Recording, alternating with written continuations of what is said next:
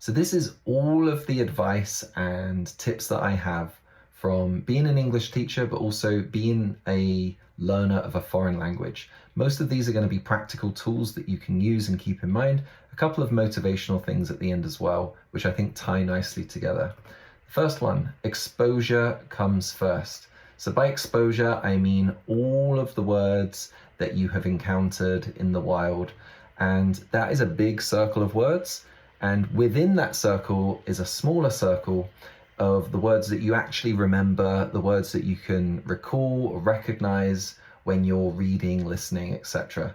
And even inside that is a smaller circle of words that you can actually use and have as output all the time.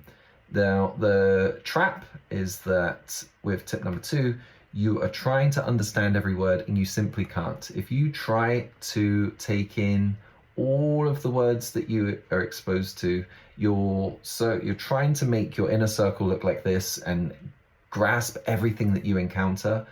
It's just not going to work. You're going to be slowed down, and any books, listening you do, you're just going to stop all the time. You're going to stop and look up words that are not necessary. If you allow yourself to fall into this trap, it just stops your learning.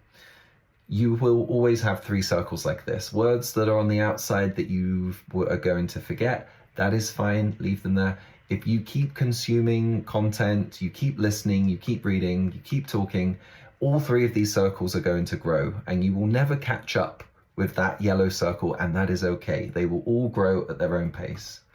Number 3, shadowing is super important. Now, shadowing is the act of repeating something as it's being said in real time, and it's very useful, but the reason people think it's useful is often for pronunciation practice. That is fine, that is also one benefit of it, but I don't think that's the main benefit. The main benefit, I think, is because you are turning something that is passive, just listening, into active listening. You're turning it into an engaging activity where you're actually processing what you are listening to and making sure that your mind is not just wandering when you're playing a podcast and you're thinking, oh yeah, I'm listening to this, and then actually you're doing something else and you can't remember the last 3 minutes of what you were listening to. It happens all the time. By the way, passive listening while you're doing other stuff, that's great. But if you are in study mode, and I'm studying right now, you will get a lot more benefit from actively listening. So if you're not shadowing, by the way, just a couple of minutes a day is a great exercise, a great warm-up. You should make it part of your routine. Number 4, you can still be understood without perfect pronunciation. I say perfect in quote marks because there is no one way to pronounce things. So let's take the TH, for example. In the textbooks, or the, I guess, correct English, it's the sound with your tongue in between your teeth.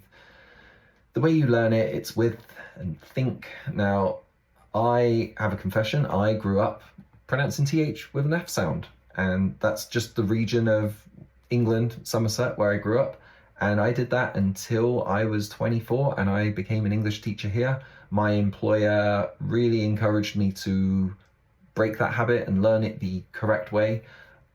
I think everyone understood me in England while I was growing up, so you will be understood too.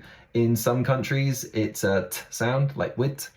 It's always going to be different. Yeah, if your pronunciation is so bad that people are not understanding you, then of course you need to work on that, but that is very rarely the case. I have not encountered that at all, except for just a couple of strange situations. But most people worry way too much about this. If your goal is to sound native, you might want to spend a bit of time on it, but honestly, not too much. And if you're just trying to understand things and be understood, don't worry about it. Number 5, drink tea. I forgot that I was going to do that. I'm having fun. Number 6, practice different speaking structures. So what is a structure? Now, not these. These are topics. These are all things that you might talk to. If you are lucky enough to have a native English speaker that you have a language exchange with, or a teacher, then you might say, this week I want to talk about sports teams or relationships. That is all fine. But you are going to kind of only be able to talk about these topics on a surface level, saying the things you like and giving opinions. And while it's good for enforcing new vocabulary related to these topics, it is not going to really look under the hood and home in on these things. Sorry, there are a lot of expressions there. I'll put them up on the screen. Let's take holidays. Let's take one of these as an example. We will take holidays and now look at some structures. So you can talk about a holiday, but can you debate why one holiday is better than another holiday? Two different destinations. Can you role play and pretend you are someone on holiday? Can you do reported speech? So can you tell someone about another person's holiday? That is huge. That is so useful all the time. And that is what I mean by a structure of language. These things often get overlooked and people don't explore them enough. So have a look at this list. This is not a complete list. There are many more. If you are not trying these as like exercises when you're speaking, you really should, because it will take those different topics that you have and you think you have a good understanding of, and it will really test your ability to understand it in more depth. Number 7, connect emotions to vocabulary. This again is huge. It probably deserves its own video. Let me know if you're interested in that.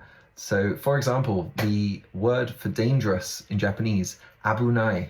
I learnt this 11 years ago and it still comes into my mind now. I hear the word dangerous in Japanese, abunai, and I still think of Abu from Aladdin holding a knife, because that's the picture I looked at, the little mnemonic I came up with when I learned it. The brain loves to have something to connect a word to, something that is new, abstract. It likes to connect it to a situation. Learning from a list that somebody else has made is probably the worst way to learn vocabulary, the most difficult way. If the list is what you've written down, you've seen things in the wild and you're making a list, that's just being organized. But if you are really trying to remember words long term, you need some kind of connection there. Number 8, the best TV shows are the ones you enjoy. I often have people asking me, what is the best TV show for learning English? The one you enjoy. If you like medical dramas, watch medical dramas. It doesn't matter. They talk about medical terminology all the time. It's okay. No, you're not going to use that in everyday speech, but they will also have normal conversations inside of that. And if you're going to binge 10 episodes of it because you enjoy it, that's the best one for you. Speaking of enjoying, number 9, enjoy the long tail. The long tail, by the way, is the phenomenon of words that are more advanced becoming less frequently used. So up here, you've got the words like the, and, because, hello, that are used in pretty much every sentence every day. And that's considered core vocabulary. As you come over here, more advanced, you're getting vocabulary that is not seen or heard very often. And it can be very discouraging because you struggle to remember them because you see them, you encounter them less often. So it's easy to forget and it's very discouraging. People get stuck. I get stuck. I got stuck here. I got stuck here. I got stuck here. And the important thing to remember is just to enjoy the process of this long tail. Keep in mind that conversations you have using these words are nice. It's nice to connect with people, but when you get into the more in-depth conversations, these are so much more rewarding. Try to remember that when you have that perfect word and you remember it and you use it in the perfect way at the perfect time, that is so satisfying. That is why we keep studying, right? When we want to go from intermediate to more advanced, we want those moments. And if you try to keep that in mind, it will be easier to keep going. Number 10, research does not equal studying. So you're watching this video right now, thank you, but you are not studying right now. You are researching, and researching is good. It can be motivating. You want to collect these tips and tricks, and I'm trying to offer them to you, but this what you're doing right now, this should only be a small slice of your time. The main majority of it should be the actual learning, the lessons, the grinding of everyday studying. That should be the bulk of it. This is just the cherry on the cake, let's say. Number 11, show up. The most important, let's make it bigger. Show up. There's an American actor and bodybuilder, Terry Crews. He says, go to the gym and just sit there. Read a magazine, because showing up and just being there, that is the hardest part, especially when you're not feeling motivated. Just show up at your desk with a pencil. You'll probably study for 10 minutes at least, even if you're not feeling it that day. And number 12, when you do not show up, forgive yourself, because when you are learning a language or any skill that takes a really long time, it is an act of self-care. You are trying to improve yourself. And if you have a negative mindset about it, you are going to burn yourself out. You are not going to keep going. You will give up. If you are one of those that are just studying because you want to be better, you want to improve, you really need to go easy on yourself when life gets in the way. So when you have that research done, like you have right now, go out there and enjoy that long grind. And you can start right now.